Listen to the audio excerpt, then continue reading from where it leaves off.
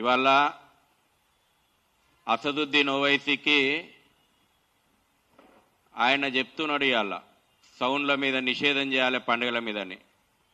అరే భయ్, నీకు షరియా లా ప్రకారం నీకు సంగీతం నిషేధం, నువ్వు వాడుకోకు. కానీ హిందువుల పండుగల మీద నువ్వెవరు భయ్ చెప్తందుకు? హిందువుల పండుగల మీద నువ్వెవరు నిషేధం చెప్పమని మాట్లాడుతందుకు? ఆయన మాట్లాడంగానే ప్రభుత్వము పోలీసులు ఆ దిశగా చర్యలు తీసుకుంటారా? ఇది నిజాం కాలం కాదు, ఇది రజాకార్ల కాలం కాదు, ఇది ప్రజాస్వామ్యము, హిందువుల యొక్క ప్రాథమిక హక్కులు ఉంటాయని చెప్పేసి ప్రభుత్వం పోలీసులు గుర్తెరగాల. ఏ రకంగా మానసిక స్థితి తయారైందంటే ఈ ప్రభుత్వాలది మొన్ననే చూసినాం మనం.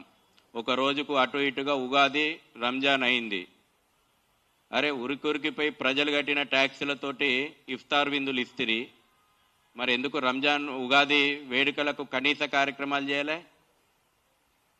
అన్ని ప్రభుత్వ విభాగాలు, పోలీసు శాఖ కూడా ప్రభుత్వం కట్టినటువంటి మా ట్యాక్స్ పేయర్స్ మనీల నుంచి ఇఫ్తార్ పార్టీలు ఏర్పాటు చేయమని ఏ చట్టం చెప్తుంది మీకు? ఏం అపీజ్మెంట్ పాలిటిక్స్ మీవి?